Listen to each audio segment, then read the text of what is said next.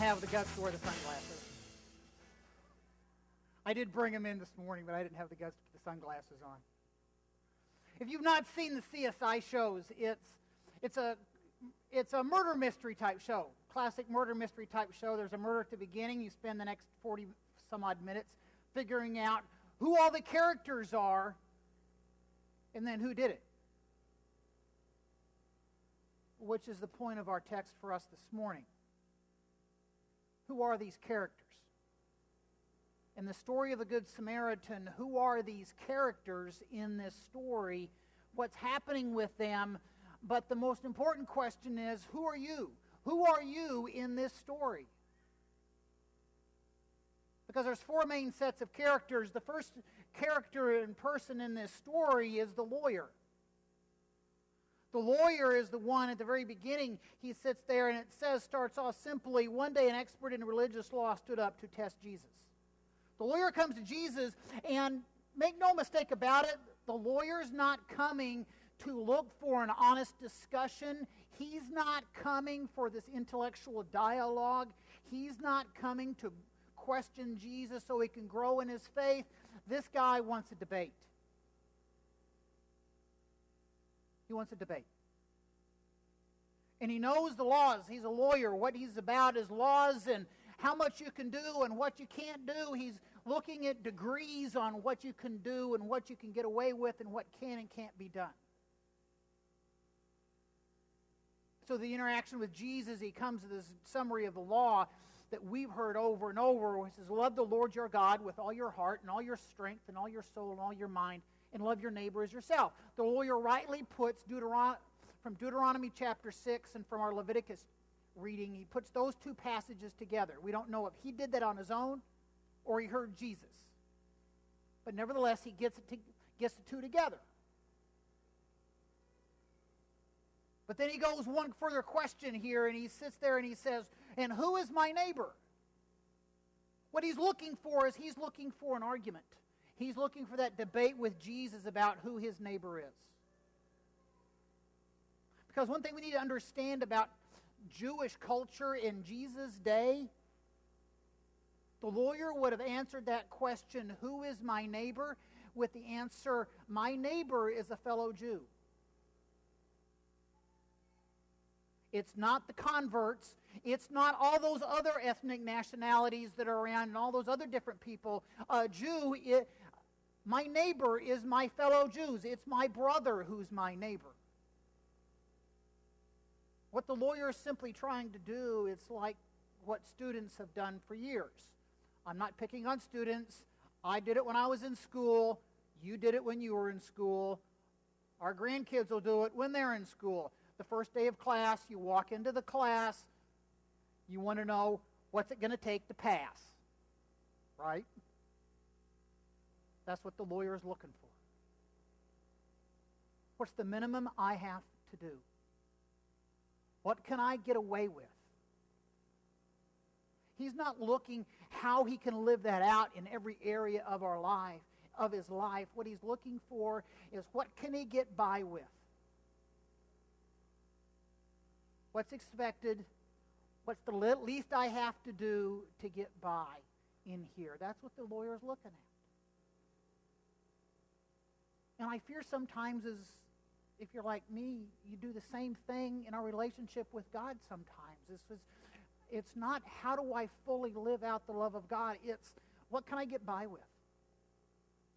What can I get away with? Splitting the hairs with Jesus and splitting the words with Jesus, well, it doesn't quite mean that's why I can do that. Trying to see what we can get by with and what we get away with. The other person in this story, two people in this story, is the priest and the temple assistant.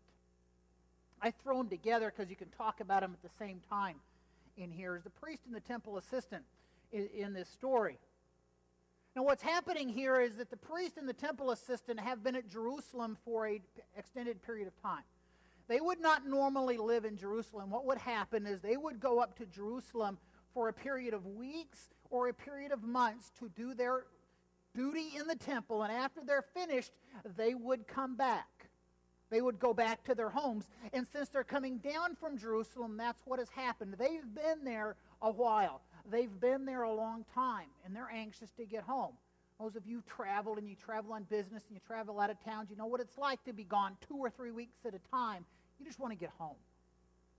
Get home, see your family. Get home, sleep in your own bed. Just to get home.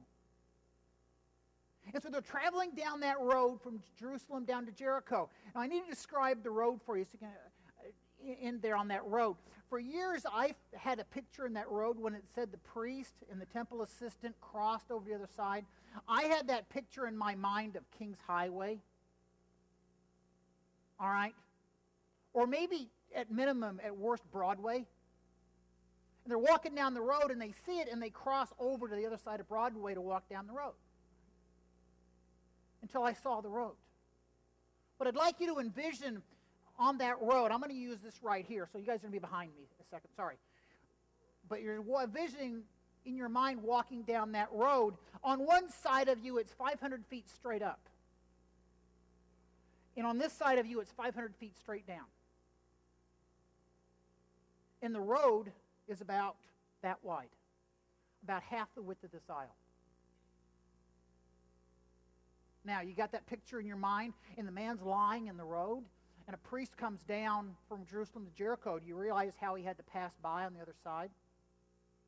He had to step over. He had to step over the guy to pass by on the other side. Is going down through here. But maybe what had happened, kind of blending 2 times together, is maybe the priest, he's sitting there and we're trying to get home, and he sits there and he comes up to the guy and he sees it, and the first thing he does is pulls out his iPhone and he checks his calendar. Sorry, I got to be in Jericho at 5. I can't do this. The guy doesn't stop. One of the reasons the guy doesn't stop, it's not convenient. It's an inconvenience for him to stop. If he stops, he's not going to get home.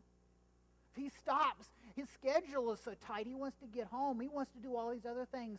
It's not convenient for him to stop as he's going through here. And so he passes by on the other side.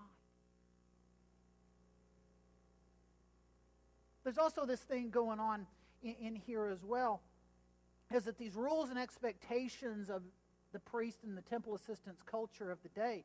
See, the priest and the temple assistant, they were men of God. They were the ones who worked in the church. And there was rules for their behavior. There was rules that they had to follow. And one of those rules they had to follow is they couldn't get contaminated. They couldn't get blood on them. Otherwise, they'd be ceremonially unclean. And so the priest is walking down, and he sits there, and he stops, and he sees the guy. Very likely what ran through this guy, the priest and the temple assistant's brain, is he was going through here, now wait a second, I can help this guy. But if I help this guy, I'm going to get blood on my hands. I'm going to get dirty. What I'm going to have to do then is I'm going to have to take off my nice clothes. I'm going to have to put rags, my old clothes on. I'm going to have to go back up to Jerusalem and go back to the people in the temple. And it's a long process and an expensive process for me to get ceremonial and clean again. What are people going to think? What are people going to think if I go through this and I do this? See, it's not so much that the priest and the temple assistant were against helping the guy. It's not so much that they were opposed to the guy getting help and doing something, but they simply were sitting there, had the attitude, let somebody else do it. Let somebody else do it. And in our world and in our day, I hope that's not us. I hope we're not so tied to our calendars and tied to our schedules and tied to where we have to be, that the opportunities for ministry, the opportunities to share, the opportunities to be the neighbor, the opportunity to be the Samaritan, we pass them by. That we get so hung up on this world that we miss the opportunities that God lays in our paths. Now, if you feel like at times in our story here, all right, sometimes in this story, there's a little bit of the lawyer in us, and there's a little bit of the priest and the temple assistant in us. Okay, When we say, who are you? He says, yeah, we're those a little bit. Right? If you're feeling that way, I need you to hang with me here, okay? Hang with me to the end. Hang on to that. Hang with me to the end. The third person in this story is a Samaritan. And I was trying to come up with an illustration. It says in the text here is that it calls him the despised Samaritan. And I was trying all this week to try to come up with an illustration to help you understand and grasp the depth of the hatred of the Jews had for the Samaritans. But I can't. I'm not that good a preacher. I can't come up with that illustration for you. Suffice it to say, it's a huge... The Jews hated the Samaritans. And so it's a Samaritan that comes down this story in here.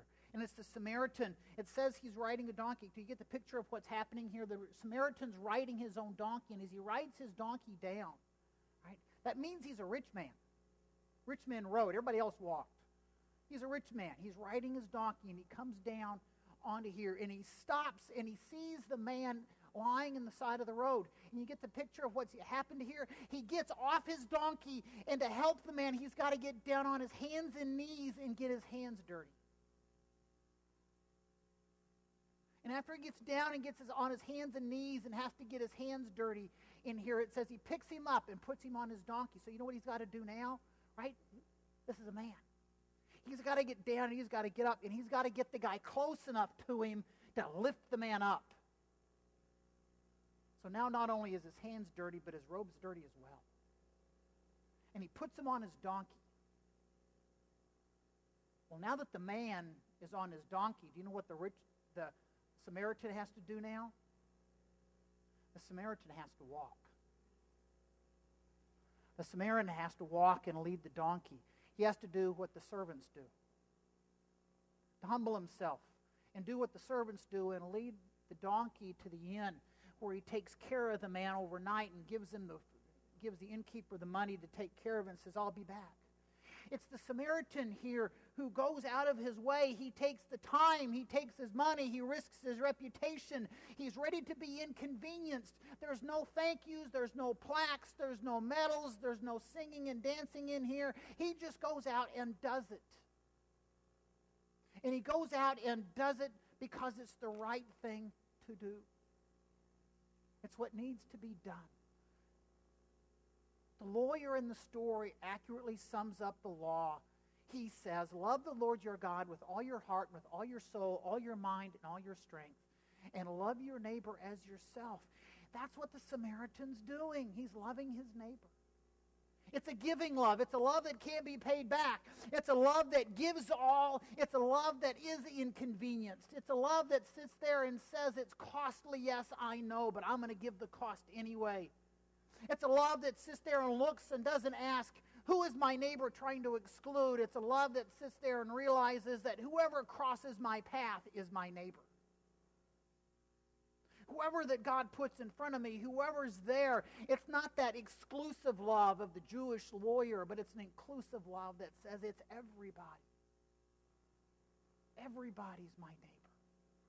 It's willing to go out and to live that love out. That's the third man. The fourth man is the man at the beginning who was stripped, beaten, and left for dead. Luke has it nice and simple, and I love the way he just simply states it. It says, a Jewish man was traveling on a trip from Jerusalem to Jericho, and he was attacked by bandits. They stripped him of his clothes, beat him up, and left him half dead beside the road. The road from Jerusalem down to Jericho is a windy, twisty, narrow, dangerous road of 17 miles. It is a road that armies have fought about for literally millennium to try to keep it safe for travelers. And are still fighting over it too, by the way. Even though today the modern road is a nice 4-lane interstate going down there. But he's sit there and he's left dead beside the road, and he's left dead in here. As the words are simple, he is stripped, he is beaten, and he's left for half dead. Do you feel stripped and beaten and left for half dead? Has the economy got you beaten up? Is it addictions? Is it family issues? Is it illnesses? Is it health? Or is it countless other list that's going on in your world and going on in this world today that has left you beaten up and left feel like you're left dead on the side of the road?